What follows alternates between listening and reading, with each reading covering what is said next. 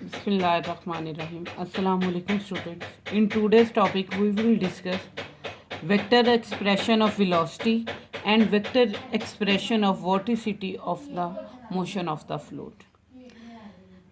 Now we discuss it that let S1 be a unit vector tangent to a streamline, and streamline is discussed with the psi function, and in direction of velocity is that velocity is equal to magnitude into unit vector. Let n be unit vector in direction of normal to the streamline. This is unit vector normal to the streamline. This is unit vector tangent to the streamline surface, and this is streamline. This is streamline. This is tangent drawn to that curve at that point, and this is normal to that curve at this tangent. Now, let k be unit vector perpendicular to plane of motion. This is a unit vector k that is perpendicular to the tangent vector and normal vector, and opposite to this k there is negative k unit vector. So here we have three types of vector. On this streamline curve, this is tangent perpendicular normal, and perpendicular to this tangent and normal there is another unit vector, that is k vector. So we have three types of unit vector: normal unit vector, tangent unit vector, and perpendicular unit vector. And we know velocity is equal to minus nebula phi. From equation 1, as velocity is equal to vector into its magnitude into unit vector, and q is equal to minus del phi. This is nebula phi, this is nebula psi, is equal to nebula psi into n unit vector. Q is nebula psi and this is n unit vector. This unit tangent is perpendicular to the normal, so either write it or it, both are same. Since we know that nebula phi is equal to nebula phi into unit vector, that will show either I component, j component or k component. When we multiply both sides with that unit vector, dot product of two vectors is equal to 1. So from right hand side this vector unit vector will be unit, and we will get simply partial phi by partial n. We see that magnitude of velocity is equal to minus nebula psi. So to obtain velocity, we must therefore turn vector through right angle from n to s through the right hand rule to find direction.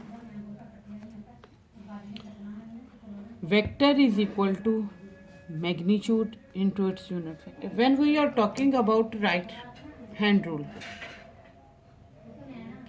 from n to s and s to k, when we are talking about, if this is n unit vector, from n to s unit vector and s to k, product of n and s is equal to k. K and n is equal to s, s and k is equal to n. So this n into s is replaced by k, but between n and s is equal to minus k. So here we write it minus k. This negative and this negative of velocity multiply will give us positive result. This was the expression of velocity. Now we are talking about vorticity. Vorticity is actually the curl of velocity of the motion of fluid. We can write it as curl of velocity. is equal to vorticity, and velocity is equal to magnitude into its unit vector. So when this cross product will be applied by with the help of this three vectors product formula, a cross b cross c is equal to a dot c into b minus a dot b into c. So this is a, this is b, this is c. Apply a cross b cross c formula, we get this. Nebula dot k represent variation along k, which will be 0, because we are talking about three-dimension motion, two-dimension motion. So when we are talking about two-dimension motion, so along three-dimensional motion change will be 0. So change of this is 0. Only vorticity will be equal to nebula into nebula psi into k. Nebula dot nebula is equal to nebula's k, because when we multiply partial over partial xi plus partial over partial yj with itself, I component multiply with I and j component will multiply with j will give us nebula scale. This is for two dimension. So by taking magnitude, vorticity magnitude is equal to nebula square psi. Now it is clear that velocity magnitude is equal to minus nebula phi, but vorticity magnitude is nebula square psi, and psi is harmonic function, so this is magnitude form of vorticity, and this is the formula of Laplace equation, that because a function is said to be harmonic if it satisfies Laplace equation, and Laplace equation is that partial square phi over partial x square plus partial square y over partial y square plus partial square psi over partial z square is equal to 0. When we are talking about two-dimension motion, so here is explained that I have already said that when we are talking about its x, y and z component, nebula square is equal to this, and in two-dimensional motion third vector will be omit third. So this is the magnitude of vorticity in Cartesian form.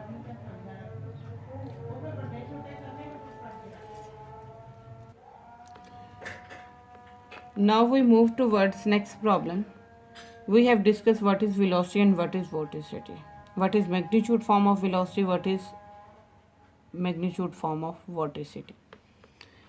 Determine the condition that velocity components may given for an incompressible fluid. We have to show that motion is streamline, and these streamlines are of conic sections and rectangular hyperbolas when motion is irrotational.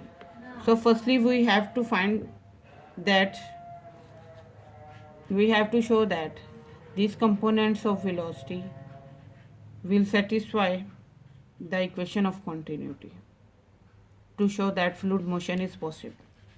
Because if fluid motion is possible, then we can find its streamline equation into conic as well as in hyperbolous form, and we can show that motion is irrotational or not. So equation of continuity is divergence of q is equal to 0 for two-dimensional partial u over partial x plus partial v over partial y is equal to 0. When we will take u derivative with respect to x, y will behave as constant, and when we will take partial order derivative of v with respect to y, then x component will behave as a constant. So take partial order derivative of u with respect to x and v with respect to y and add both. We will get a plus d is equal to 0, and from this a plus d is equal to 0, we will get a is equal to minus c. That is required condition, so that given value of u and va components of velocity of an incompressible fluid, means if a and d are of equal to of opposite sign, then their addition will be equal to 0. To show that streamlines are of conic section, to find equation of streamline, d psi is equal to v dx minus u dy substitute value of u and v. When we will substitute value of u and v here and take integral to the both sides, we will get equation of streamline. So here we put value of v, and this is u, v dx minus u dy. Now apply dx to both terms and dy to both terms. As we know, we have find out condition d is equal to minus a or a is equal to minus d. Put d is equal to minus a, and when we will integrate this term, this is cx square by 2 into d, this is ay, this is ax. So taking negative common, d common, and axy as it is, and this b. Combine these two terms with one differential. When we will take integration, differential will be cancelled with the integration sign, and we will get streamline function. To find streamline, we put d psi is equal to 0 and d psi is equal to v dx minus u dy is equal to 0. If d psi is equal to 0, this means if derivative of a function is equal to 0, this means that function is a constant function. So psi is a constant function, and this constant function is equal to this. These two constant combiners will give us a single function, and that is the conic section form, x square minus xy into y square component. This is ax square minus 2bxy minus cy square. This is the conic section required equation of streamline in term of conic section. Now our last goal is to show that motion is irrotational. To prove that motion is irrotational, we have to show that Laplace square psi is equal to 0, means it satisfies Laplace equation. So this is psi. When we will apply Laplace square psi, that is partial square psi over partial x square plus partial square psi over partial y square is equal to 0. Psi is equal to this. We have to take its partial order derivative with respect to x double time, and 2 times partial order derivative with respect to y, we get this c and minus b. So c minus b add up will be equal to 0. This implies that c is equal to b. So we will put c is equal to b into equation 2, that is psi equation. When we will put here c is equal to b, we will get bx square by 2 minus axy minus by square by 2 plus k1 or k. Now b square, from here constant is 2 by b, its constant is 2 by b. So we can write its square root term x square over a square minus axy minus y square over b square is equal to k. This is hyperbola form. X square over a square minus y square over b square is equal to next term. For different values of k, we will get families of rectangular hyperbolas. So we have solved this question. Now next question is that find streamline which passes through the stagnation point of the motion given by psi. Streamline is given. We have to determine velocity at point where this line crosses the axis of y.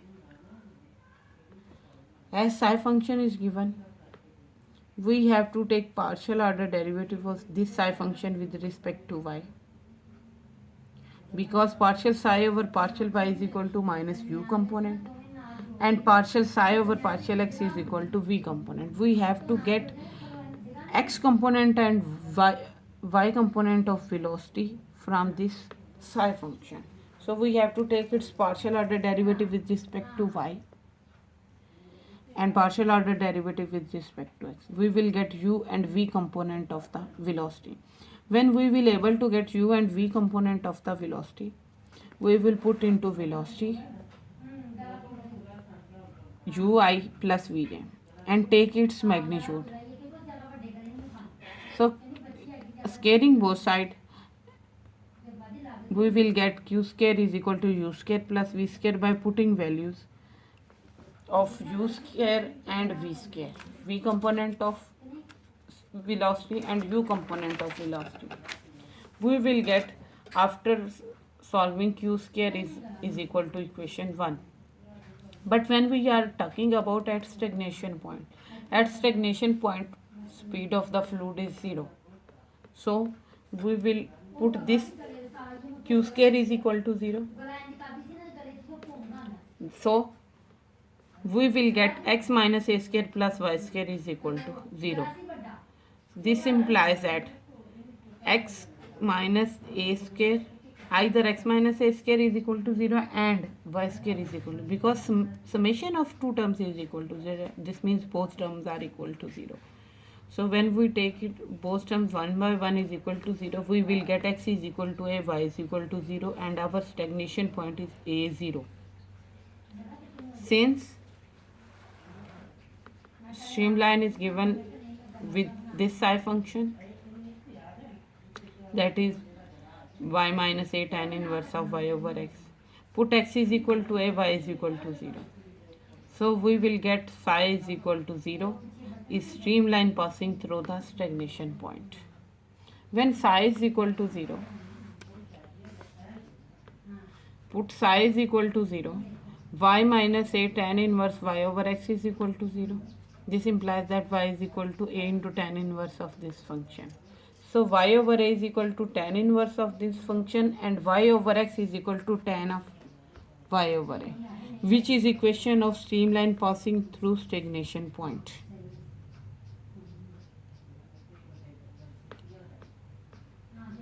So to find streamline which crosses the y-axis, as streamline will crosses the y-axis, so we will have to put x is equal to 0. When we will put x is equal to 0, tan inverse infinity is equal to pi by 2. So this is required streamline equation when streamline crosses y-axis and x-axis is 0. To find velocity of streamline, u is equal to minus partial psi by partial y and v is equal to partial psi by partial x. U component is this, v component is this, we have already defined. So u is equal to minus v,